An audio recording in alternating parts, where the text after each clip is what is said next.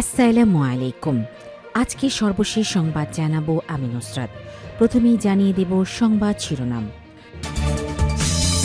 দেশের স্বর্ণের বাজারে বিশাল পতন, দাম তৎক্ষণাৎ কার্যকর। ইরানে মার্কিন হামলায় সরাসরি যুক্ত হবে না ব্রিটেন।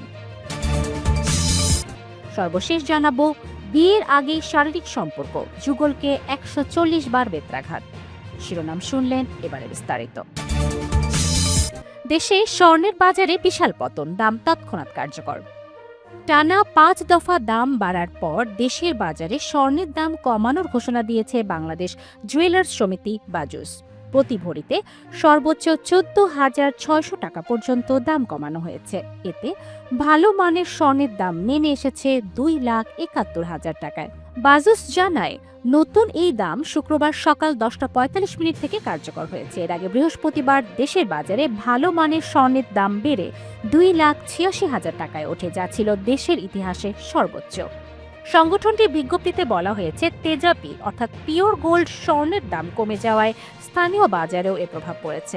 এদিকে আন্তর্জাতিক বাজারেও স্বর্ণের দামে বড় ধরনের পতন দেখা গেছে। স্বর্ণ ও রূপার দামের তথ্যভিত্তিক ওয়েবসাইট goldprice.org এর তথ্য অনুযায়ী শুক্রবার সকালে আন্তর্জাতিক বাজারে প্রতি আউন্স স্বর্ণের দাম নেমে এসেছে $৫,২০০, যা আগের দিন $৫,৫৫০ ছাড়িয়েছিল।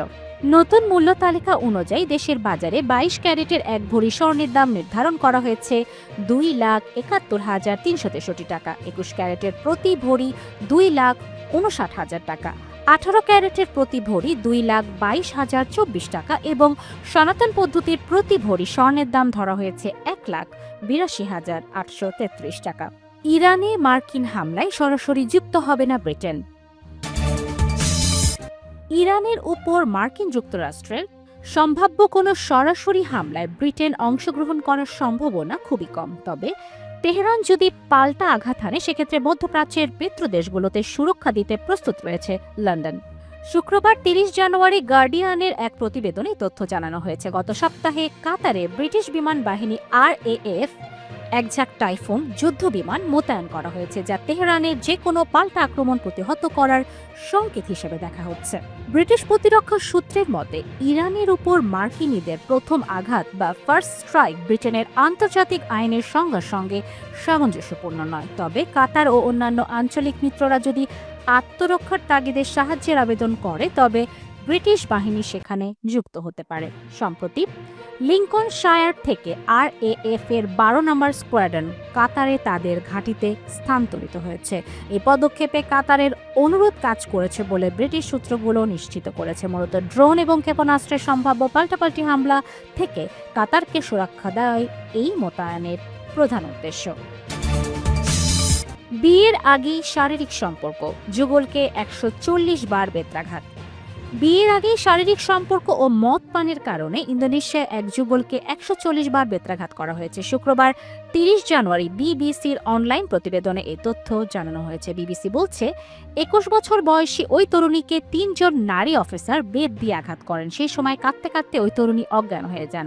অজ্ঞান হয়ে পড়লে নারী অফিসাররা অ্যাম্বুলেন্সে ওই তরুণীকে স্টেজ থেকে নিয়ে যান। বৃহস্পতিবার ওই যুগলকে ছাড়াও আরও ৪ জনকে বেত্রাঘাত করা হয়েছে। তাদের মধ্যে দেশটির ইসলামিক ফোর্সের একজন সদস্য ছিলেন। প্রত্যেকের বিরুদ্ধে ইসলামী শরিয়া আইন লঙ্ঘন করার অভিযোগ আনা হয়েছিল।